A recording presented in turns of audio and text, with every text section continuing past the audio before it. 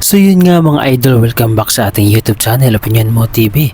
At ngayong araw na ito nga mga idol ay magbibigay tayo ng isang reaction video patungkol nga mga idol sa panibagong testigo di umano na magpapatunay na si Atong ang mastermind sa lahat ng pangyayari sa mga nawawalang sabongero. At dahil nga mga idol sa paglutang at pagbaliktad ni alias Tutoy o ni Dondon Patidungan ay mas lalo nga mga idol na bigyan ng pag-asa ang mga biktima na magkaroon ng hustisya ang ginawa sa kanila. Subalit kahit anong pilit nga mga idol na idiin ang pangalan ni Atong Ang ay tila nagmamatigas pa ito nga mga idol at talagang ginagawa niya ang lahat upang malusutan ang problema na ito. At sa kabila nga mga idol noon na pag-iimbestiga ni Bato de la Rosa patungkol sa isyu na ito ay tila noong mga panahon na iyon nga mga idol ay parang hindi naman gumagalaw ang hustisya para sa mga nawawalang sabongero. Kaya naman sa lakas loob nga mga idol ni alias Tutoy na bumaliktad at magsabi ng kanyang nalalaman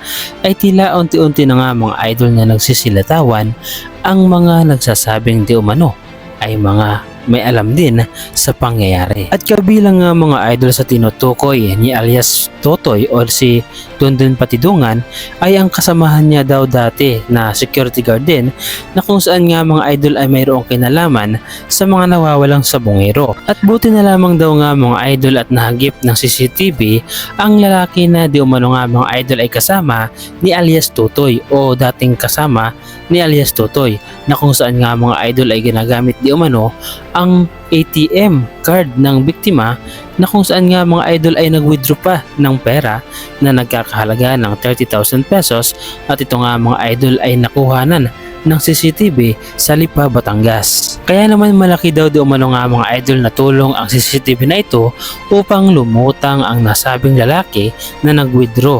At isa nga ito nga mga idol sa matibay na ebidensya na kung saan nga mga idol kapag nagsalita ang lalaking ito ay mas lalong madidiin ang pangalan ni Atong Ang na tinuturong mastermind ni alias Tutoy o ni Dondon Patidungan. Dahil ayon nga mga idol kay alias Tutoy ay handa daw manong tumistigo ang lalaking nakuhana ng CCTV na nag-withdraw daw ng pera gamit ang ATM card ng biktima na nawawalang sabongero. Tetestigo na rin sa kaso ng missing sabongero ang lalaking nahulikam na nag-withdraw gamit ang ATM card ng isa sa mga nawawala.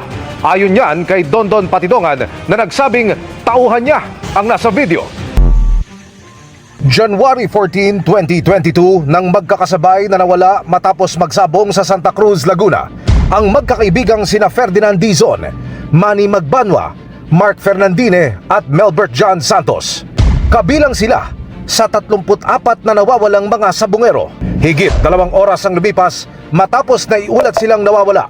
Investigasyon ng PNP, ATM card daw nang nawawalang si Melbert John Santos ang gamit ng lalaki. Ayon sa dokumentong nakuha ng pulisya sa bangko, nakapag-withdraw ng kulang 30,000 pesos sa 4 na transaksyon ng lalaki mula sa account ni Santos. Nag-withdraw na yan. Tao ko rin yan. Isang witness ko rin yan. Close in, security ko yan noon. Saka ko na ilabas yan pag kinakailangan. Laking may tulong yan. Gawa yung itim na yan doon sa isang missing sabongero. At ang masama niyan, inutusan lang yan ng isang tao ko rin. Siya ang kumuha ng ATM bago mawala yung missing sabongero. Yung sila at saka si mga tao ko lang din yan. Ang masama lang, nakuhaan sila ng video at todo tanggi at ginamit pa sila ni Mr. Atong Ang na mag-witness against sa akin dahil ako ang tinuturo nilang mastermind. Ang labis na nakapagtataka noon mga idol ay bakit sa kabila ng kaliwat kanang pag-iimbestiga ni Senador Bato de la Rosa sa naturang kaso o issue ay bakit hindi nabigyan ng maagang solusyon at tila hindi pinagtuunan ng mabuti at pinagtuunan ng pansin ang naturang kaso na kung saan nga mga idol ay hindi lamang isa o dalawa o tatlo ang nagrereklamo kundi napakarami ayon di umano nga mga idol kay alias Tutoy at umaabot pa ito ng mahigit 100 katao na nawawalang sabongero. So dapat nga mga idol noon pa ay nabigyan na ng hustisya ang mga ito Subalit pinahaba pa ng pinahaba ang panahon at lumipas ng lumipas ang mga taon ay hindi nabigyan ng tamang katarungan ang mga biktima. Kaya naman hindi maiwasan na magtaka ang taong bayan at magduda sa ginagawang investigasyon ni Bato de la Rosa, na kung saan nga mga idol ay marami ang nagsasabi na di umano ay palabas lamang ni Bato de la Rosa ang naturang pag-iimbestiga at pagpapatawag sa Senado upang sa ganun nga mga idol di umano ay mapagtakpan ang mga ginagawa nila at upang lumabas din na mabuti di umano itong si Bato de la Rosa.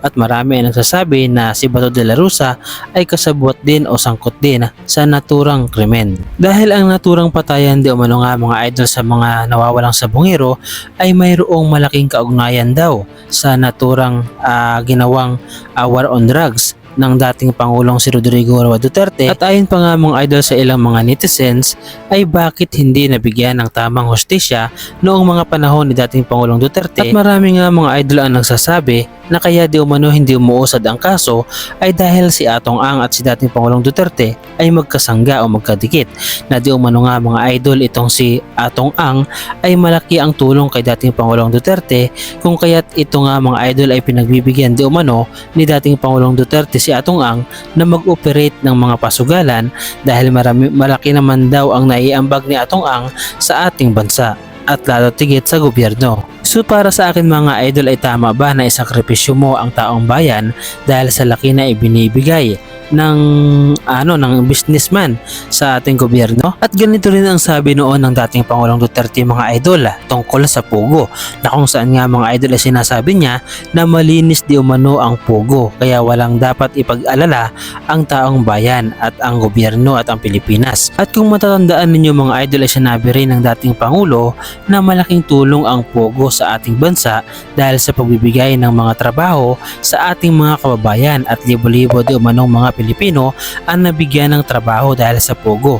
Subalit nang matapos ang kanyang termino mga idol at sa pasusing pag-iimbestiga ng ating Pangulong si BBM ay dito natuklasan nga mga idol ang sarit-saring anomalya na ginagawa ng Pogo. At nandito pa nga mga idol ang mga patayan na nagaganap din at ang mga illegal na transaksyon at mga gawain sa loob at labas ng Pogo. Kaya naman masisisi ba natin mga idol ang ilan natin mga kababayan na sisihin ang dating Pangulo sa mga nangyari dahil pinahintulutan niya ang mga pasugalan at sugal dito sa ating bansa na mag-operate dahil sa laki ng bigayan at tax sa gobyerno? At masisisi ba natin mga idol ang ating mga kababayan na sisihin ang ating dating Pangulo sa mga nangyaring patayan dahil siya mismo nga mga idol ay nag-utos na patayin ang mga adik sa ating bansa, na kung saan nga mga idol ay marami ang nadamay at kahit mga inosente at hindi naman adik ay nagkamatay din dahil sa naturang utos ni dating Pangulong Duterte.